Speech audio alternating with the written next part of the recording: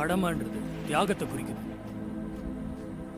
இது எல்லாத்தையும் மறைக்குது, ரத்தத்தை கூட.